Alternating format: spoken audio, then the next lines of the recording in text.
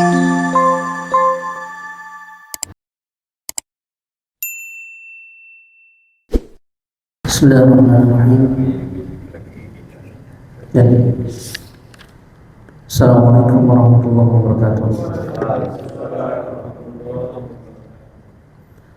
Innal hamdalillah nahmaduhu wa nasta'inuhu wa nastaghfiruh wa na'udzu billahi min shururi anfusina wa sayyiati a'malina. Man yahdihillahu fala mudilla lahu wa man yudlil fala hadiya lahu. أشهد أن لا إله إلا الله وحده لا شريك له وأشهد أن محمدا عبده ورسوله لا نبي بعده. قال الله تعالى في كتابه الكريم: أعوذ بالله من الشيطان الرجيم. بسم الله الرحمن الرحيم.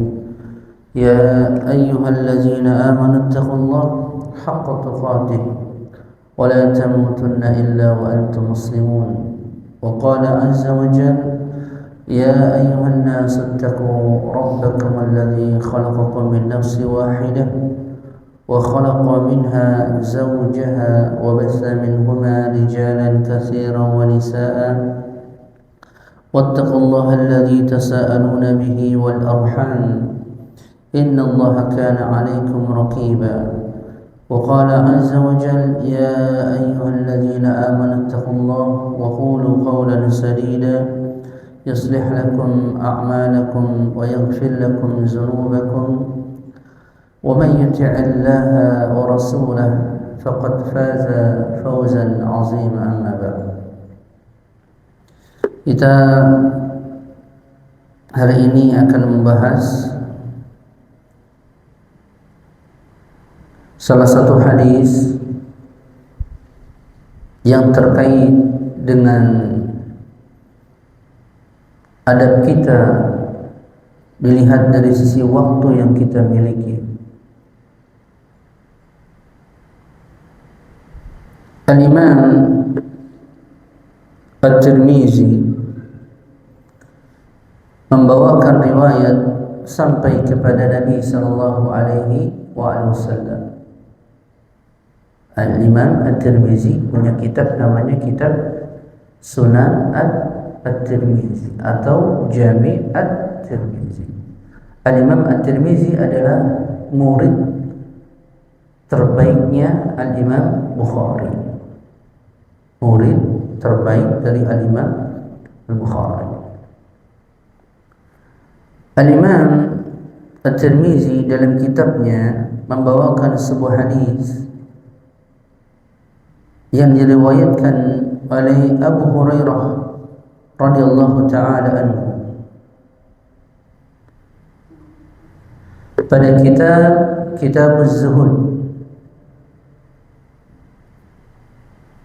Kata Nabi sallallahu alaihi wasallam, qala, Nabi sallallahu alaihi wasallam bersabda, min husni islamil mar'i tarkuhu ma la ya'nihi. Di antara baiknya, bagusnya keislaman seseorang, tarkuhu ma la ya'nihi, ia meninggalkan perkara-perkara yang tidak bermanfaat baginya. Yakni di antara baiknya atau bagusnya keislaman seseorang, sempurnanya keimanannya, yakni dia meninggalkan, yakni dia tidak mengerjakan perkara-perkara yang tidak bermanfaat bagi dirinya. Hadis ini diriwayatkan oleh Al-Imam Al-Bukhari dalam kitab Sunannya dengan nomor hadis 2317, dan juga diriwayatkan oleh Al-Imam Ibnu Majah pada Kitabul Fitan, kitab tentang fitnah, pada bab Kaful Lisan fil Fitnah, bab tentang menahan lidah dari fitnah. menahan lidah dari fitnah. Dalam riwayat Imam Ahmad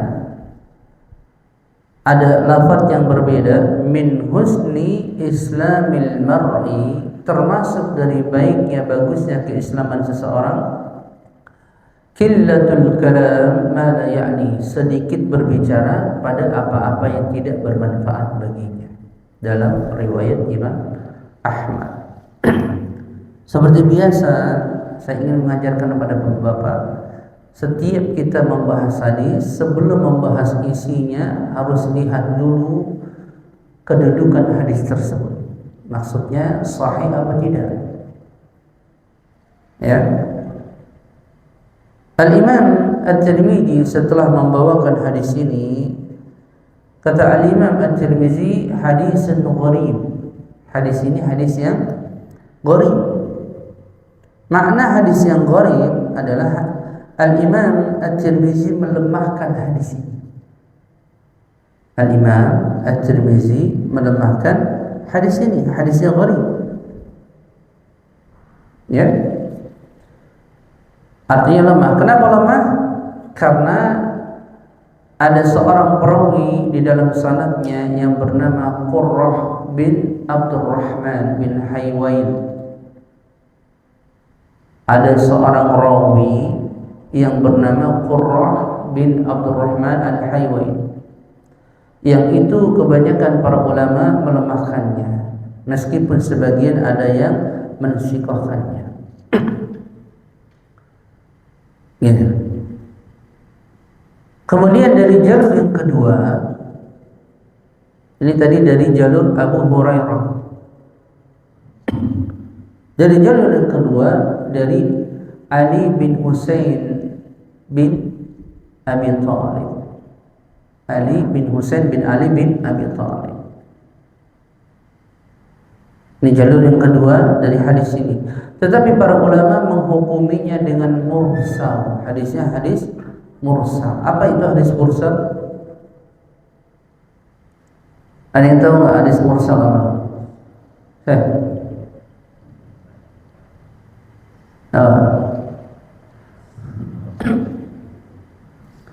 Hadis mursal adalah hadis yang digugurkan seorang perawi antara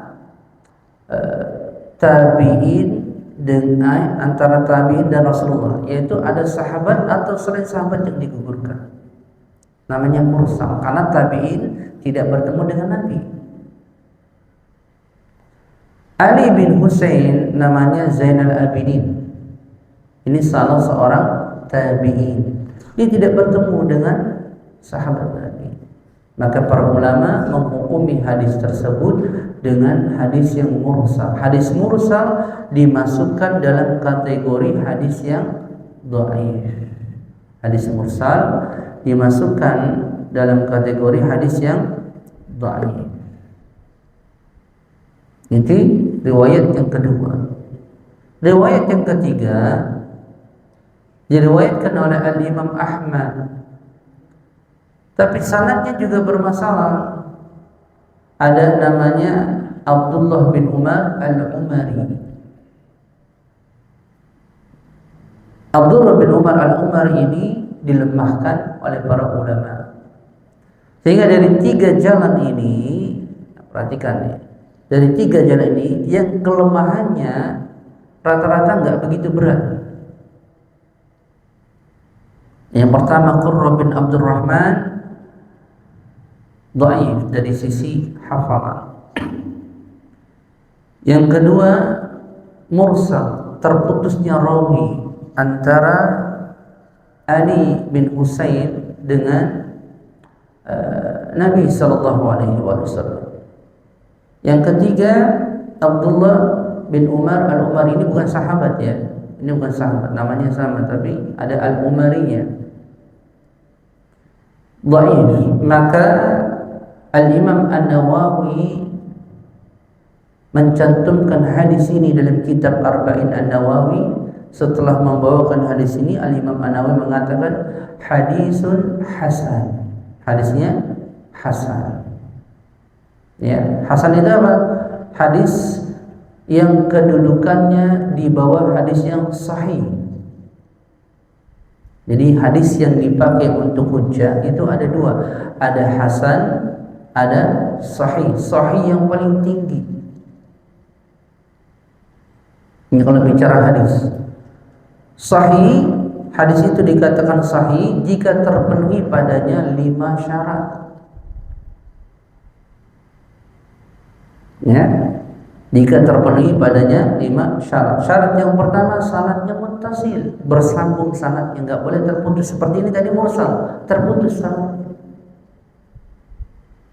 Ya, sanad yang pertama. Sanad yang kedua, hadisnya dari sisi perawinya adalah adil. Adil itu orang muslim, balik, berakal dan tidak melakukan kefasikan. Itu makna adil. Yang kedua. Syarat yang ketiga, rawinya dhabit. Dhabit itu hafalannya kuat. Baik dia punya catatan buku yang rapi, yang bagus gitu, atau dari hafalan kepala, daya ingatnya tinggi. Jika rawinya dhabit kuat, maka dipakai, maka dihukumi dengan siqah rawi tersebut. Yang keempat, hadisnya tidak syadz, yaitu tidak menyelisihi rawi yang lebih siqah. Hadis ini tidak menyelisihi hadis-hadis yang lebih kuat, berarti bukan hadis syadz. Yang ketiga, tidak ada illah qadhihah, tidak ada cacat yang kelima ya. Yang kelima, tidak ada illah qadhihah, tidak ada cacat yang bisa menjatuhkan kedudukan hadis tersebut. Jika 5 syarat ini terpenuhi, maka hadis itu disebut dengan hadis sahih. Apa bedanya dengan hadis hasan? Bedanya cuma dari sisi hafalan. Kalau yang hasan hafalannya agak sedikit berkurang, tapi nggak parah. Itu doang. Beda dengan hadis yang dhaif atau dhaifun jiddan atau hadis yang maudhu atau la asla. Ini hadis-hadis yang lemah. Ya. Ini takhris hadis. Setelah membawakan hadis ini kita membahas dulu sesaat tentang kedudukan sanadnya. Nggak apa-apa ya? Ngerti nggak apa-apa? Nggak apa-apa. Biar menambah pengetahuan ilmu. Ya, biar menambah pengetahuan ilmu. Jelas nggak nih Pak? Kemudian baru kita masuk kepada syarah penjelasan hadis ini. Kata Nabi sallallahu alaihi wasallam, lafaz min itu maknanya litab'id. Itu yaitu seorang muslim jika ia ingin mendapatkan bagusnya Islamnya, baiknya keislamannya, di antaranya adalah dia meninggalkan perkara-perkara yang tidak bermanfaat. Gitu. Min maknanya litab'id. Ya. Min husni, yaitu di antara baiknya Islam, yaitu di antara baiknya bagusnya keislaman seseorang. Perhatikan, makna yang dimaksud dengan Islam di sini adalah syariatnya, seluruh ajarannya. Jika disebutkan dalam sebuah hadis hanya kata Islam saja, maka dia masuk makna iman, masuk makna ihsan. Karena agama kita dibangun pada 3 tingkatan. Pertama Islam, kedua iman, ketiga ihsan. Ini agama kita dibangun martabatnya 3 tingkat. Orang yang ihsan ini puncak yang paling tinggi, sudah pasti dia mukmin dan muslim. Orang yang mukmin belum tentu muhsin, sudah pasti dia muslim. Orang yang muslim saja belum tentu dia mukmin, apalagi muhsin. Maka dalam hadis ini jika disebutkan Islam, maka masuk di dalamnya makna iman dan makna Islam. Makna ihsan. Apa maksudnya? Maksudnya poin-poinnya kalau Islam itu tadi rukun Islam ada 5 kan gitu. Rukun iman ada 6. Rukun ihsan ada 2. Jadi masuk ketika disebutkan kata Islam, masuk di dalamnya makna iman dan ihsan. Yang kedua, makna Islam di sini kalau dilihat dari sisi orang-orangnya yang mengamalkannya, maka kondisi seseorang dalam melaksanakan mengamalkan agama Islam ini bertingkat-tingkat, bukan pada satu level.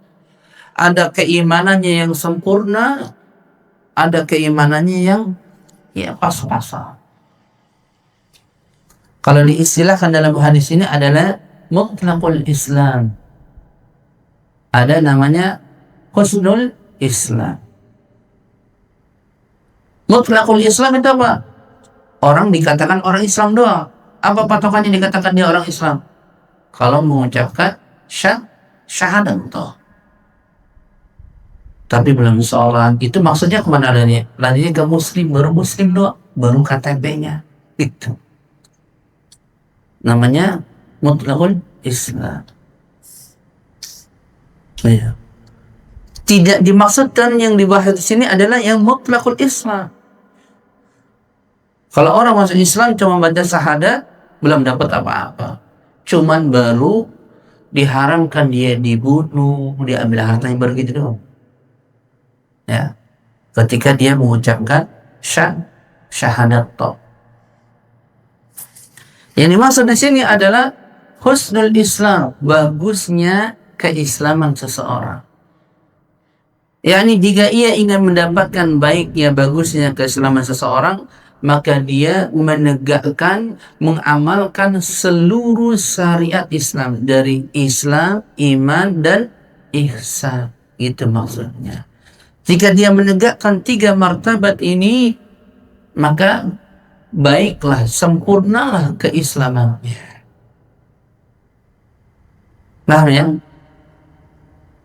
Dalam hadis ini Nabi memberikan nasihat, wasiat kepada Abu Hurairah, ya, kalau engkau ingin baik bagus keislamanmu, maka tinggalkan perkara-perkara yang tidak bermanfaat bagimu.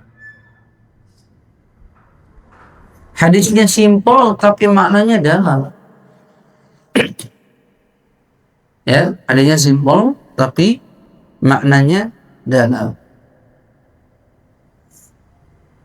Jelas nggak Pak? Al-Imam Ibnu Abdul Bar mengatakan, kalamuhu hadza sallallahu alaihi wasallam, ucapan Nabi ini, minal kalamil jami' lil ma'ani kasiratul jalilatun fil alfazil qalilatin wa huwa ma lam yukilhu ahadun qablahu. Kata Al-Imam Ibnu Abdul Bar, ucapan Nabi itu dalam hadis ini, Nabi mengatakan min husni Islamil mar'i tarkuhu ma la ya'ni, adalah ucapan yang jami', mencakup berbagai macam makna, luas cakupannya, menyeluruh, tapi dengan ucapan yang sedikit. Ya, dengan ucapan yang sedikit yang tidak pernah didahului oleh nabi-nabi sebelumnya. Jadi di antara mukjizat Nabi itu kalau bersabda itu ringkas, gampang diingat oleh umatnya, nggak ribet, nggak panjang-panjang. Seperti ini, min husni islamil mar'i tarkuhu ma la ya'nihi. Ada lagi yang lebih ringkas, misalnya la taghdab walakal jannah. Udah simple, tapi maknanya kalau dijabarkan sangat dalam, sangat luas. Jelas ya? Jadi makna Islam di sini jika disebutkan dia sendirian dalam hadis ini, maka masuk kepadanya makna iman dan ihsan. Seperti contoh fakir miskin. Perhatikan ya. Jika disebutkan dalam satu ayat fakir saja, maka di situ masuk juga di dalamnya makna tafsirnya maknanya apa? Kemiskinan. Gitu. Jika disebutkan miskinnya saja dalam suatu ayat, maka juga di dalamnya masuk makna fakir. Tapi kalau disebutkan dua-duanya, maka miskin lain maknanya, fakir lain maknanya. Demikian juga hadis ini tentang Islam, iman, dan ihsan. Jika dalam hadis ini disebutkan Islam saja, maka masuk makna di dalamnya juga iman, masuk juga di dalamnya makna ihsan.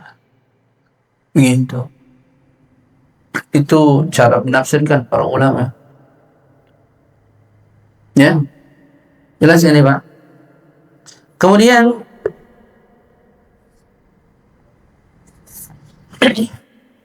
min husni islamil mar'i,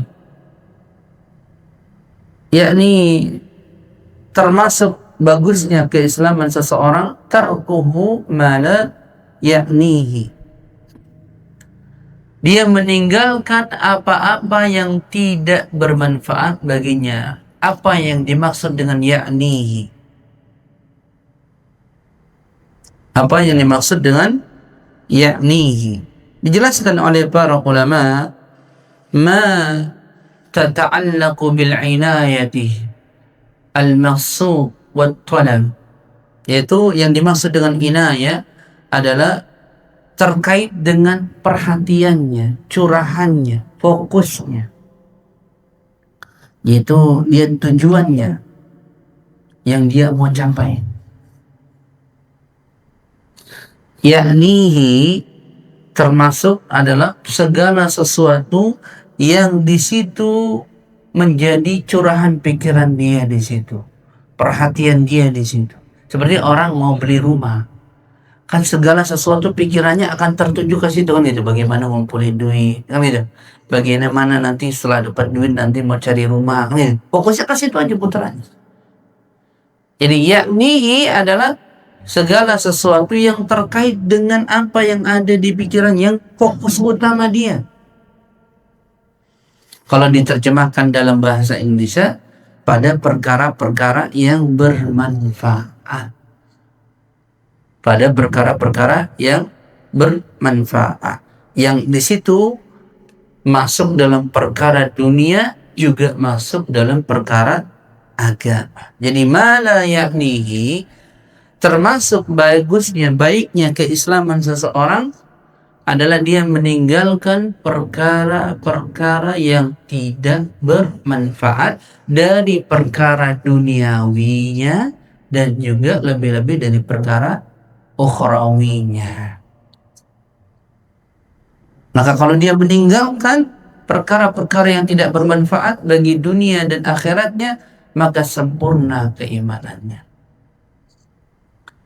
Nah, kemudian para ulama jelaskan ada 4 mala, yakni ada 4 macam yang dikategorikan perkara yang tidak bermanfaat bagi seorang hamba yang muslim. Yang pertama adalah al-muharramat. Al-muharramat, yakni hendaklah seorang muslim meninggalkan perkara-perkara yang haram. Meninggalkan perkara-perkara yang haram, baik haram dari sisi zatnya atau haram dari sisi selainnya. Itu termasuk mala yaknihi. Termasuk mala yaknihi. Itu yang pertama, meninggalkan perkara-perkara yang haram. Maka seseorang jika dia menjaga dirinya dari perkara-perkara yang haram, maka dia termasuk baik keislamannya. Yang kedua adalah makruhat, perkara-perkara yang makruh. Dia tinggalkan perkara-perkara yang makruh.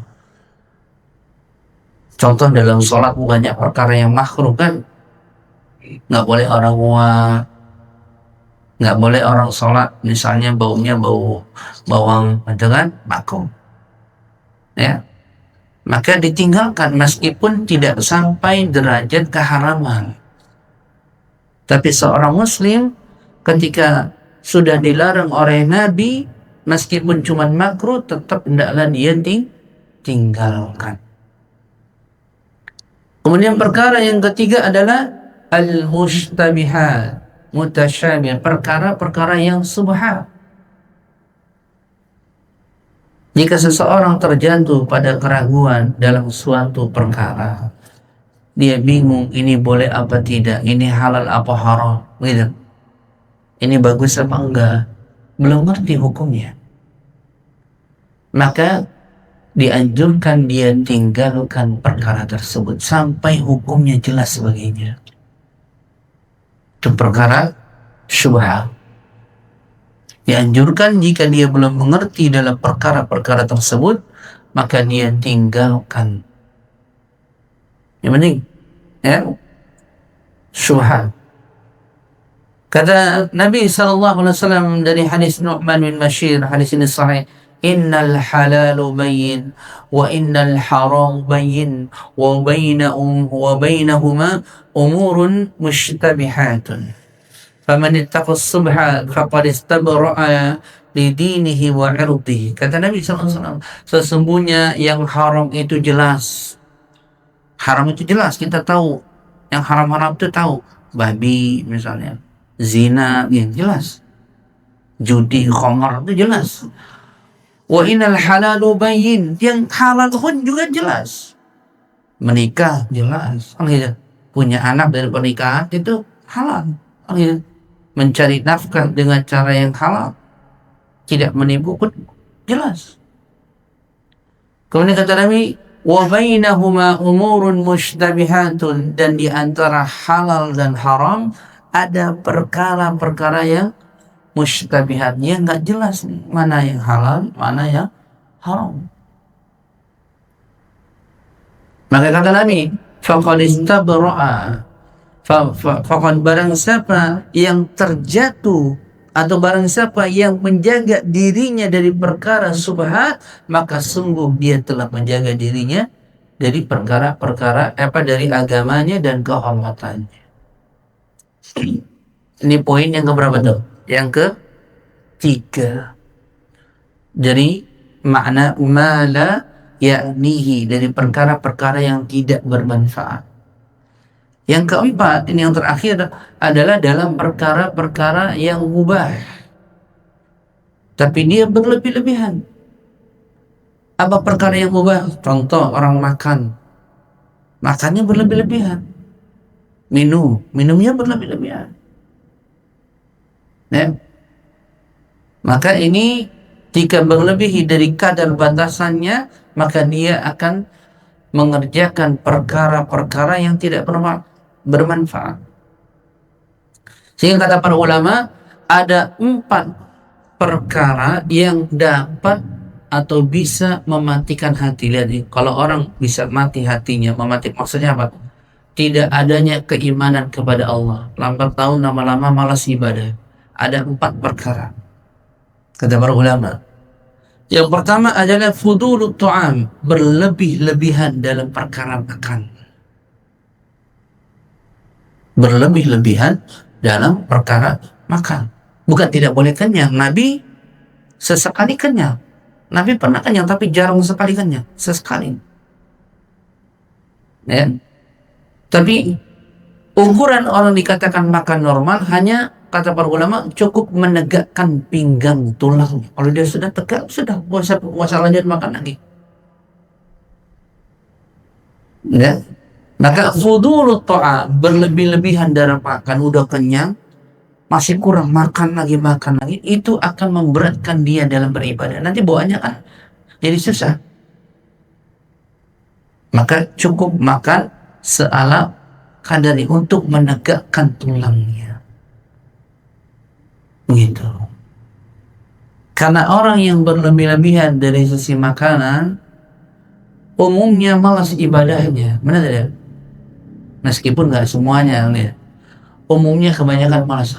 Kalau orang udah kenyang, dampaknya gimana? Tidur gitu. Malas beraktivitas. Dan itu bisa mematikan. Makanya kalau orang makan, kalau dia makan basila, makan basila ini termasuk perkara yang makruh. Kenapa? Apalagi kalau dia makan jendel. Wah, itu nanti menikmati makan bisa sampai 3 jam. Mana? Ya harusnya makan itu untuk menegakkan tulangnya saja. Ya harusnya bisa dia isi waktu yang 2 jam atau 2,5 jam untuk berzikir gitu ya, beribadah. Akhirnya habis buat makan. Nah, kalau sudah seperti itu berarti masuk kepada fudulul ta'am, berlebih-lebihan dalam masalah makanan. Maka itu bisa memantikan hatinya. Yang kedua adalah fudulun naum, banyak tidur. Ini pun bisa memantikan hati. Sebentar tidur. Nabi pun tidur, tapi Nabi membatasi tidurnya. Nabi tidur siang, namanya qailullah. Sunnah Nabi tidur siang. Setelah ba'da zuhur dia tidur. Tapi nggak boleh tidur setelah ba'da asar, makruh. Ya. Ketika malam kalau tidak ada urusan tentang kaum muslimin, Nabi langsung istirahat. Karena untuk bangun tengah malamnya sepertiga malam terakhir untuk beribadah. Itu kebiasaan Nabi. Tidur. Tapi kalau melebihi kapasitasnya tidurnya, seperti orang puasa nih tentang Ramadan, dari pagi sampai buka tidur. Nah, ini nggak boleh seperti ini. Ini fudulun naum, berlebihan dalam tidurnya. Habis sholat tidur lagi, sholat subuh bangun zuhur, sholat lagi tidur lagi. Habis asar tidur lagi, bangun dibangunin pas maghrib, pas mas udah maghrib mal, ajan, makan, sahur, buka. Ini namanya fudulun naum. Maka nggak boleh. Seorang muslim hendaklah dia mengurangi tidurnya. Karena ciri di antara orang-orang yang beriman, dia bangun pada tengah malam untuk menegakkan ibadah kepada Allah. Itu ciri orang beriman. Dan itu kebiasaan orang-orang soleh sebelum kita. Selalu bangun pada malam hari untuk memohon ampun, untuk berdoa, untuk berzikir, untuk sholat. Macam-macam ibadah yang dilakukan pada malam hari. Maka fudulun naum, tidur yang berlebihan, ini berdampak bisa mematikan hati. Itu yang kedua. Yang ketiga, fudulul kalam, berlebihan di dalam berbicara. Berlebihan di dalam berbicara. Ngoceh. Tapi bukan perkara-perkara yang penting. Gitu loh. Bukan perkara-perkara yang penting. Nggak ada manfaatnya buat dia, tapi dia bisa ngobrol berjam-jam. Kalau perkara pekerjaan, perkara agama lain, gitu. Kalau pekerjaannya rapat, meeting, itu kan karena ada manfaat duniawi. Tapi ini nggak terkait dengan perkara itu. Makanya kemarin kita sudah bahas, man kana yu'minu billahi wal yawmil akhir falyakul khairan aw liyasmut. Ini ada sudah bahas di sini kan. Barang siapa yang beriman kepada Allah dan hari akhir, hendaklah dia berkata yang baik atau diam. Maka fudulul kalam, berlebih-lebihan dalam berbicara, maksudnya ngoceh mulu, ngomong terus, ya nggak ada faedahnya, nggak ada manfaatnya. Maka itu bisa mengeraskan hati, memantikan hati. Fudulul kalam. Ya. Bahkan kebanyakan manusia terjatuh pada perkara-perkara ucapannya. Dan itu dicatat di sisi Allah Subhanahu wa ta'ala setiap ucapan yang kita keluarkan. Ya. Jelas ya? Yang keempat, adalah fudulul mukhalatah, yaitu berlebih-lebihan dalam bergaul, berinteraksi kepada sesama manusia. Bahasa sederhananya nongkrong mulu. Sebentar-sebentar nongkrong, sebentar-sebentar nongkrong. Dia meninggalkan sama anak istrinya. Harusnya kan dia lebih mendekat kepada anak istrinya di rumah. Ya, sebentar-sebentar kumpul, sebentar-sebentar kumpul gitu. Hampir tiap hari sebenarnya. Sedangkan dia punya anak istri. Ya. Nabi juga bergaul, nongkrong bersama kaum muslimin orang-orang saleh. Tetapi Nabi juga sering bersama keluarganya di rumahnya, bersama istri-istrinya Aisyah terutama. Ya. Maka orang yang berlebih-lebihan dalam bergaul kepada sesama manusia, apalagi kalau yang tidak ada manfaat dan mudaratnya, meskipun tidak ada manfaat dan mudaratnya, yang perkara ini mubah, maka itu bisa mengeraskan hati lambat laun. Sebentar-sebentar ke kafe, sebentar-sebentar ke restoran, kan gitu, ya. Nah, ini berbahaya. Maka 4 perkara ini asalnya dia hukumnya mubah. Apa hukumnya mubah? Maknanya apa? Dikerjakan tidak dapat pahala, ditinggalkan tidak dapat dosa. Ya dia nggak dapat apa-apa. Ini perkara dunia. Dia menjadi berdosa, berbahaya kalau berlebih-lebihan semuanya. Makan, asalnya mubah. Berlebih-lebihan, maka itu bisa mengeraskan hatinya. Tidur, asalnya mubah, karena tidur nggak dosa. Tapi ketika berlebih-lebihan, maka dia bisa mengeraskan hatinya. Ya kan? Berbicara, apalagi berbicara, asalnya mubah. Silakan orang bicara apa, mau ngomong apa pun silakan bebas. Selagi tidak, mubah hukumnya. Kecuali kalau dia berbicara tentang masalah agama, ini perintahkan. Tapi kalau berlebih-lebihan, ngomonginnya bola, ini kan hukumnya mubah, ngomongin bola, tonton. Nggak dapat pahala, tapi bisa 3 jam. Ngomentarin salah satu pemain misalnya. Oh, dari istrinya, anaknya, apa faedahnya? Gitu. Akhirnya fudulul kalam, berlebih-lebihan.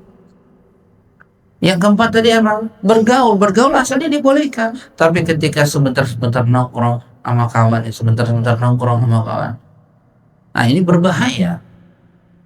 Sehingga dampaknya itu bisa mengeraskan hatinya. Jelas ya? Kalau gitu apa yang dimaksud dengan kebalikannya? Ma ya'nihi. Apa-apa yang bermanfaat baginya. Maka para ulama menjelaskan ada 3 macam. Pertama, perkara yang wajibat, yang perkara-perkara wajib. Ini perkara yang bermanfaat. Baik dari sisi duniawinya, dia mencari nafkah kan wajib. Ya kan? Lebih-lebih dari perkara-perkara agamanya, kewajiban-kewajiban yang Allah wajibkan atasnya. Maka kalau dia mengerjakan pada perkara-perkara yang bermanfaat, maka dia telah sempurna keislaman. Yang kedua, perkara yang sunnah. Perkara-perkara yang sunnah. Setelah dia menegakkan perkara-perkara yang wajibnya. Jangan dibalik, jangan sunnahnya banyak, giliran wajibnya dilalaikan. Ini juga salah. Tapi wajib dulu disempurnakan, baru sunnahnya. Yang ketiga baru perkara yang mubah. Tapi sebatas sesuai dengan kadar kebutuhan. Sesuai dengan kadar kebutuhan. Ya. Jelas ini, Pak? Maka seorang muslim hendaklah dia benar-benar menjaga waktunya. Dia isi dalam perkara-perkara yang bisa mendatangkan kemaslahatan, kebaikan dunia dan akhiratnya. Dan hendaklah dia tinggalkan, dia jauhi perkara-perkara yang tidak mendatangkan kemaslahatan, kebaikan dunia dan akhiratnya. Ya kata Al-Imam Ibn Rajab Al-Hambali, barang siapa yang meninggalkan, ya, man taraka ma la ya'nihi wa fa'ala ma ya'nihi faqad kamula Islam. Barang siapa yang meninggalkan perkara-perkara yang tidak bermanfaat dan dia mengerjakan perkara-perkara yang bermanfaat, maka telah sempurna keislaman. Telah sempurna, telah baik, telah bagus keimanannya. Ya? Jelas ini? Paham ya? Maka seseorang hendaklah dia perhatikan benar-benar tentang masalah ini. Ya, contoh sederhana seperti sekarang nih kita ngaji nih. Ini bermanfaat tidak? Manfaat, jelas. Ya. Tapi kemudian orang menjauhinya, tidak mau mengaji, sedangkan dia punya waktu. Nih, perhatikan. Dia punya waktu, dia bisa. Beda kalau anak ada urusan. Ya. Maka ini ditakutkan Allah akan menutup hatinya. Kata para ulama, min alamati i'radillahi 'anil 'abd, di antara tanda-tanda Allah berpaling dari seorang hamba, an yushgilahu, ya, bimana, yakni Allah sibukkan dia dalam perkara-perkara yang nggak ada manfaat baginya. Main game, kuat. Ya kalau kerjanya di situ mungkin lain lah, dapat dua gitu kan. Tapi kan rata-rata kalau gini kan biasanya main judi, ya kan? Benar kan? Ya. Sudah habis waktunya berjam-jam dan itu belum tentu menyenangkan hatinya, malah kalah bisa banting HP lagi kalau nggak naik level. Maka Allah sibukkan dia. Ya, Allah sibukkan dia dalam perkara-perkara yang nggak bisa bermanfaat, yang nggak ada manfaat baginya. Itu bentuk berpalingnya Allah dari seorang hamba. Ya, Allah sibukkan dia dalam perkara-perkara yang tidak bermanfaat baginya. Oleh karena itu Syekh Abdul Rahman As-Sa'di dalam kitabnya, dalam salah satu kaidahnya, menuliskan sebuah kaidah yang bagus. Ya, man fa'ala, ya, man taraka, ya, ma ya'nihi ma'al imkan, man taraka ma ya'nihi ma'al imkan. Barang siapa yang meninggalkan perkara yang bermanfaat baginya, padahal dia mampu untuk datang ke majelis itu, dia mampu untuk melakukannya. Perhatikan, dia mampu untuk melakukannya, ya, maka Allah akan sibukkan dia dalam melakukan perkara-perkara yang memudaratkan. Jadi dia sibuk dalam perkara yang memudaratkan dirinya. Maksudnya apa? Maksudnya ketika dibukakan hidayah, taufik, dibukakan ilmu kepadanya, dia malah berpaling, lari, gitu. Nggak mau nuntut ilmu, nggak mau belajar, lari. Padahal dia mampu, bisa. Beda kalau dia nggak punya waktu, ada pekerjaan, ada urusan keluarga, gitu ya. Padahal dia bisa. Maka Allah akan tutup pintu itu. Nanti dia susah, nggak bisa lagi masuk dapat ilmu. Ada aja halangannya nanti untuk ngajinya, nggak bisa. Paham ya? Ini ada di dalam mengisi, memahami waktu yang digunakan. Untuk apa kita gunakan? Ya, jika seseorang diberikan kemungkinan menghadiri perkara-perkara pengajian yang itu mendatangkan kebaikan akhiratnya, tapi kemudian dia tinggalkan, malas, padahal dia bisa, maka Allah beri hukuman dia apa? Dicabut rasa taufiknya. Nggak akan bisa datang lagi, meskipun rumahnya dekat masjid, sebelah masjid, nggak bisa datang. Nanti entah di dalam rumahnya cuma nonton TV, gitu aja, buka HP, nggak ada apa. habis waktunya. Karena yang memulai dia dahulu ketika dibukakan pintu ilmu, tapi kemudian dia berpaling. Ya. Man taraka ma yanfa'uhu ma'al imkan uqiba ya bishtighalihi ma yadurruhu wa hurrima alaihi wa hurrima fil amri al-awwal, kata Abdurrahman As-Sa'di. Barang siapa yang meninggalkan perkara-perkara yang bermanfaat baginya, yang ia padahal mampu untuk mendatanginya, melakukannya, maka Allah azab dia, Allah berikan dia kesibukan dalam perkara-perkara yang memudaratkan dirinya, sibuk nanti. Dan kemudian dalam perkara yang awal telah diharapkan bagi, maksudnya apa? Maksudnya telah ditutup ilmunya, nggak bisa dia ngaji nanti. Nanti setiap mau datang nggak bisa, ada aja urusan, ada aja halangan, begitu. Ya, menunjukkan jika seseorang ketika Allah berikan taufik untuk beribadah, perhatikan nih. Jika Allah berikan dia taufik untuk mengaji, tapi kemudian dia berpaling, padahal dia bisa, dia punya waktu, maka Allah rubah kesibukannya dalam perkara-perkara yang memudaratkan diri.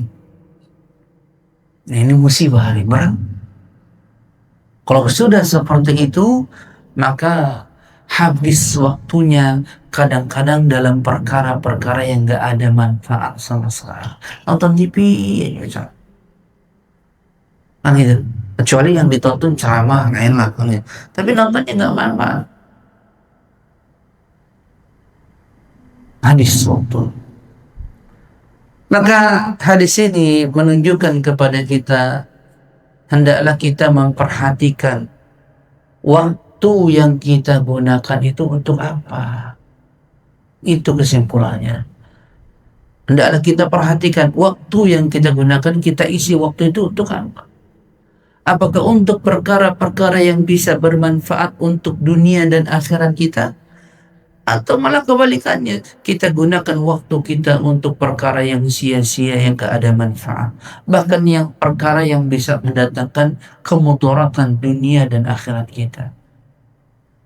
Ini adab yang Nabi ajarkan kepada seorang muslim, agar melihatlah kepada waktunya. Sebagaimana Allah berfirman, wal asri innal insana lafi khusri illa alladhina amanu wa 'amilus solihati wa tawasaw bil haqq wa tawasaw bis sabr. Ya, Allah berfirman tentang waktu, wal asr, demi waktu. Kenapa demi waktu? Karena manusia yang hidup di dunia ini terkena waktu. Modal dasar kita itu waktu. Kalau nggak punya waktu ya sudah. Maka berapa banyak orang yang sudah meninggal nanti, dibangkitkan nanti, semuanya minta dibalikan ke dunia. Apa yang diminta? Waktu. Nggak ada minta main. Agar dia bisa beribadah sebanyak-banyaknya kepada Allah. Dia minta waktu. Orang yang berjihad terbunuh, dia datang kepada Allah, bangkitkan saya, Allah, hidupkan saya lagi di dunia agar saya bisa berjihad lagi, bisa mendapatkan pahala lagi. Begitu. Waktu. Orang-orang kafir ketika dibangkitkan, balikan saya ke dunia, balikan saya ke dunia agar saya bisa beribadah kepada Engkau. Begitu. Semuanya yang diminta apa? Waktu.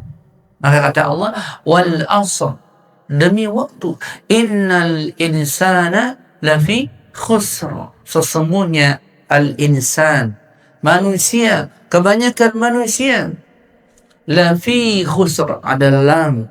Lam itu maknanya litaukid, menguatkan, benar-benar sungguh-sungguh berada dalam kebinasaan, berada dalam kerugian. Allah berfirman, semua manusia dalam kebinasaan, kerugian. Tidak mendapatkan kebaikan sama sekali. Kemudian Allah kecualikan illa, ya, kecuali Allah kecualikan, kecuali illa allazina aman, kecuali orang-orang yang beriman. Wa amilus solihati, tidak cukup dia beriman, maka dia beramal soleh karena orang mengaku beriman kepada Allah dan Nabi-Nya. Kalau tidak beramal soleh, sia-sia pengakuannya. Kan gitu. Wa amila soleh, dia beramal soleh. Karena untuk mendapatkan surga adalah dengan amal soleh, bukan dengan aku beriman doang. Wa tawassaw bil haqqi, dan dia setelah beramal soleh, dia menyeru mengajak kepada kebaikan kepada orang lain. Wa tawassaw bis sabr, dan dia kemudian bersabar atas ujian bala dalam mengajak kebaikan, karena tidak semua orang senang suka. Ya, ada pertanyaan? Tentang kedudukan, tentang merupakan hadis, kan tadi ada hadis Isa, terus Hasan, Doidan, dan itu ibaratnya sebagai acuan kita maupun melihat sebuah hadis. Ada istilah asbabul wurud sama asbabun nuzul. Bagaimana ada di Al-Quran, ya ayat itu ayat tahu. Itu efek terhadap sebuah ijtihad. Kan ketika misalkan hadis otomatis para mujtahid ini akan memutuskan seperti ini. Apakah tadi yang disebut asbabul wurud itu berpengaruh juga terhadap keputusan dari suatu hukum? Ya, ya. Kalau membahas hadis, dari awal kan saya katakan sebelum orang membahas isinya, ini ya, sebelum orang membahas itu termasuk lihat asbabul wurudnya. Kalau hadis kan namanya asbabul wurud, ya sebab-sebab turun jalan keluar hadis itu. Maka dia harus lihat bagaimana kedudukan hadis itu tadi, sahih atau dhaif. Maka itu dilihat umumnya dari dua sisi. Yang paling banyak umumnya dari sisi sanad, rawinya. Sebelum mengambil suatu hukum istinbat dari hadis itu. Kenapa dibahas itu dulu? Supaya jangan orang berhukum dari hadis yang palsu. Sudah dia mengambil suatu hadis, ternyata hadis itu palsu. Ya, contoh nih. Hadis palsu. Utlubul ilma walau bisin. Tuntutlah ilmu ke negeri Cina. Ini masyhur kan, terkenal. Ya kan? Hadis ini dikeluarkan oleh Al-Imam Ibn Hibban dalam kitab Majruhin. Hadis palsu. Tapi dalam sanadnya ada rawi yang bernama Abu Salman. Ya. Rawi ini kata para ulama hadis adalah kazzabun, rawi yang suka berdusta. Hadis palsu. Kemudian orang mengambil dari hadis ini faedah begini, ternyata hadisnya palsu, maka gugur faedah istinbat dari hadis itu. Maka kalau orang mau mengambil sebuah hukum terkait dengan hadis, maka dia harus tahu, paham dulu kedudukan hadis itu, sahih atau dhaif. Apalagi dia mengambilnya dari selain kutubus sittah. Antum tahu kutubus sittah? Tahu kutubus sittah? Yang 6 kutubus sittah. Apa tuh? Bukhari, Muslim, Abu Daud, Tirmizi, An-Nasa'i sama Ibnu Majah. Kalau ditambah 7, para ulama masukkan Imam Ahmad, Musnad. Kutubus sittah atau sab'ah. Ya. Maka asbabul wurud itu dipahami, diambil untuk mengambil istinbat hukum. Jadi dia melihat dari keseluruhan sisi, tapi setelah membahas sanadnya. Begitu. Lihat kayak ini hadis ini, contoh kita. Hadis ini kita ambil tidak didapati asbabul wurudnya. Kemudian Nabi bersabda ketika ngumpul. Ya. Cuman ada dua lafaz tadi dalam hadis ini tadi. Min husni islamil mar'i qillatul kalam ma la ya'nihi. Hadis itu diriwayatkan oleh Imam Ahmad. Nah, itu harus paham ke situ dulu. mengumpulkan seluruh jalur periwayatan. Adapun hadis yang kedua, lafadznya riwayat Tirmizi, Ibnu Majah, min husni islamil mar'i tarkuhu ma la ya'nihi, meninggalkan perkara-perkara yang tidak bermanfaat. Tadi yang pertama, sedikit berkata dalam perkara-perkara yang tidak bermanfaat. Maka kalau kita paham ini, baru kita ngambil hukum dari situ, istinbat. Maka termasuk perkara-perkara yang tidak bermanfaat adalah jangan berbicara, yaitu tadi fudulul kalam, berlebih-lebihan dalam ngomong, berbicara. Gitu. Jadi kalau antum harus bedakan antara dalil dengan istinbat. Jadi dari hadis ini kita ambil beberapa faedahnya. Kayak gini, saya jelaskan faedah yang pertama, termasuk keislaman seseorang sempurnanya dia meninggalkan perkara-perkara. Kebalikannya, orang yang melakukan perkara-perkara yang tidak berfaedah, maka keislamannya semakin tidak sempurna. Kan gitu. Itu faedahnya. Gitu. Baru nanti bisa diambil hukum di sini tadi. Tadi saya sebutkan kaidah seperti Abdurrahman As-Sa'di, barang siapa yang meninggalkan apa-apa yang bermanfaat baginya padahal dia mampu, maka Allah hukum dia dengan mengerjakan perkara-perkara yang memudaratkan dirinya. Begitu. Itu diambil dari hadis ini, kaidah itu. Itu istinbat. Tapi antum harus paham dulu kedudukan hadisnya gimana, sahih atau dhaif. Nah, itu perlu belajar bagaimana hadisnya. Seperti yang tadi Anda jelaskan awal, hadis ini hadisnya mursal, sanadnya lemah, munqati. Hadis mursal itu termasuk hadis-hadis yang munqati, terputus sanadnya. Tapi bukan yang parah mursal. Mursal nanti ada dua, ada mursal jali, ada mursal khafi. Oh, itu panjang lagi pembahasan. Gitu. Itu tetap masih bisa dipahami. Bisa. Karena tadi, kenapa Anda sebut pakai?